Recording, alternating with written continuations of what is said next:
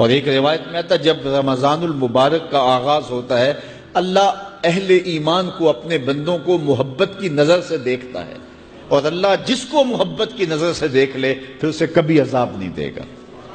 اللہ اکبر۔ تو یہ روزہ دار کے لیے اللہ کی کرم نوازیاں ہیں، اللہ کی رحمتوں کے اجالے ہیں جو اس کے اوپر برستے ہیں۔ تو میں اور آپ اس ماہ انور کو، اس ماہ نور کو اس طرح سے گزاریں کہ ہمارے اندر کے پاپ دھل جائیں، ہماری غلاظتیں گناہوں کی مٹ جائیں، ہمارا سینہ صاف ہو جائے، ہم اہل ایمان کے لیے کشادہ دل ہو جائیں، ہمیں جو ہے وہ جھوٹ سے، تکبر سے، بخل سے، ریا سے اور دیگر امور بد سے اجتناب کرنے کی عادت پڑ جائے۔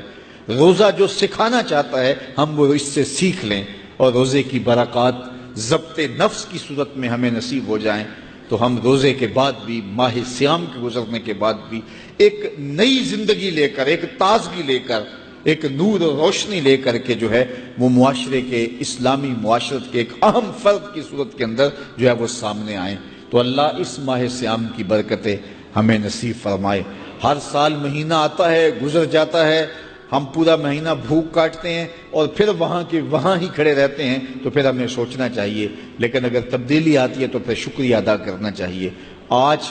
کی اس تاریخ میں ہم عزم کر کے اٹھیں کہ ہمارا یہ ماہ صیام ہماری زندگی میں ایک سنگ میل ثابت ہوگا، اور ہم ایک نئے باغپن کے ساتھ، نئے عزم کے ساتھ یہ مہینہ گزاریں گے اور ضبط نفس سیکھیں گے۔ اس مہینے سے روزے دار کو اللہ کی خاص رحمت نصیب ہوتی۔ ایک حدیث میں آتا ہے کہ روزے دار کو دو خوشیاں نصیب ہوتی ہیں۔ ایک خوشی اسے تب ملتی ہے جب وہ روزہ کھولتا ہے، جب سارے دن کی بھوک اور پیاس کاٹنے کے بعد شام کے لمحے ہوتے ہیں اور پھر روزہ منزل تک پہنچتا ہے، تو کس مسرت اور خوشی اور سرشاری کے عالم میں روزہ دار ہوتا ہے کہ شکر ہے کہ اتنی لمبی اور اتنی سخت گرمی کے ماحول کی شدت کے باوجود اللہ تعالیٰ نے مجھے روب منزل کیا۔ تو اس وقت ایک احساس اس کے ساتھ جڑا ہوتا ہے، اور پھر جب وہ ٹھنڈا اور میٹھا مشروب اپنے کام و دہن میں ٹپکاتا ہے